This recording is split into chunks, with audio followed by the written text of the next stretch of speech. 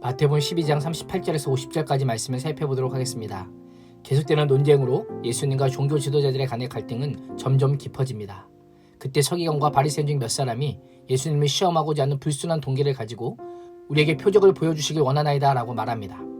이들은 예수님이 진짜 메시아일지도 모른다는 궁금증 때문이 아니라 메시아가 아닐 것이라고 하는 선입견을 가지고 예수님의 권위에 도전하며 이를 증명하라며 표적을 요구했던 것입니다. 예수님께서는 그들을 향해 악하고 음란한 세대라고 하시며 그들의 요청을 묵살해버리십니다. 선지자 요나의 표적밖에는 보일 표적이 없다고 하십니다.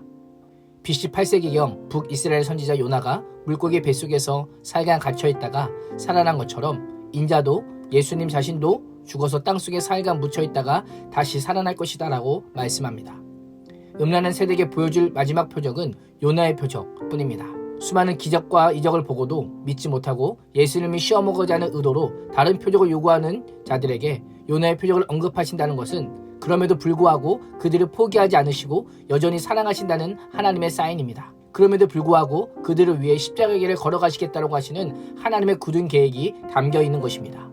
십자가와 부활은 요나 당시와 예수님 당시뿐 아니라 이 세대가 구원을 얻을 수 있는 가장 큰 표적입니다. 요나가 이스라엘의 원수 아수르 민족에게 복음을 전한 결과 니느웨 성이 회개하였다면 예수님의 십자가와 부활은 온 땅을 회개케 하시고 회복케 하실 것입니다. 심판의 내용과 범위에서 예수님은 요나보다 훨씬 크고 두려운 메시지를 선포하실 것입니다. 그런 의미에서 예수님은 자신을 요나보다 더 큰 이다라고 말씀하십니다. 중요한 것은 서기관과 바리새인들이 요나보다 더 큰 이인 예수님을 메시아로 영접하지 않을 뿐 아니라 오히려 시험하고 있습니다. 이에 예수님께서는 회개하지 않은 이 세대는 심판의 때에 남방 여호와로부터 정죄를 받을 것이다 라고 말씀하십니다. 솔로몬의 지혜는 당시 땅끝이라 여겨졌던 남방까지 전해졌지만 예수님의 하나님 나라의 복음은 온 세상 땅끝까지 온 세상에게 전해지고 덮일 것입니다. 회개하지 않는 자들에게 남은 것은 심판뿐입니다. 많은 분들이 안 믿어지는데 어떻게 믿겠냐라고 합니다. 그러나 성경의 관점에서 본다면 불신앙은 안 믿어지는 것이 아니라 안 믿기로 한 것입니다. 불신앙은 불신앙인 채로 가만히 있지 않습니다. 43절에서 45절은 귀신 들린 사람을 비유로 하여 서기관과 바리새인들에게 매우 중요한 경고의 메시지가 담겨 있습니다. 더러운 귀신이 사람에게서 나간 후에 돌아다니다가 다시 그 사람에게 돌아오려고 합니다. 예수님은 사람을 집으로 묘사하여 귀신이 사람을 거처로 삼아 그 속에 거한다는 사실을 알려줍니다.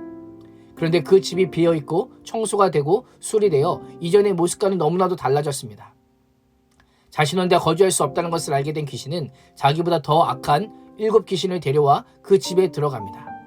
그러자 그 사람의 형편은 이전보다 약해지게 됩니다. 비유의 핵심은 이 사람의 상태에 있습니다. 지금보다 나중이 훨씬 악해졌다는 것입니다. 예수님께서는 이 악한 세대가 그렇게 될 것이라고 하십니다.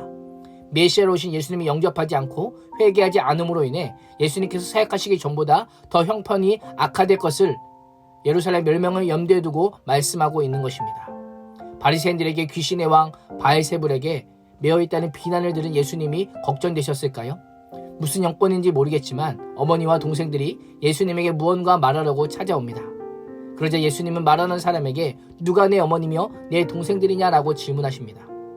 예수님은 하나님 나라의 사역적인 측면에서 진짜 가족이 누구인지 알게 하기 위해 제자들을 가리키시며 이들이 나의 어머니와 나의 동생들이다 라고 하십니다. 예수님은 하늘에 계신 내 아버지 뜻을 행하는 자가 내 형제요 자매요 어머니다 라고 말씀합니다. 예수님께서는 하나님의 가족이 되기 위한 한 가지 조건으로 하나님의 뜻을 행하는 것이다 라고 말씀하고 계신 것입니다. 말씀을 보면 사실 제자들이 한 일은 예수님의 말씀을 듣고 있는 것뿐입니다. 하나님의 뜻을 행한다는 것은 눈에 보이는 행동의 순종도 있지만 예수님의 말씀을 듣고 받아들이며 결단하는 것까지 의미합니다. 유대인들은 하나님 안에서 자신들이 선택받은 자들이라고 자신만이 가족이라고 생각했지만 예수님은 하나님의 뜻을 행하는 자라면 누구든지 예수님의 가족이 될 수 있다고 하십니다. 하나님의 가족은 12제자만이 아니라 오늘날에도 하나님의 뜻대로 행하는 모든 자는 하나님을 아버지로 부를 수 있는 것입니다.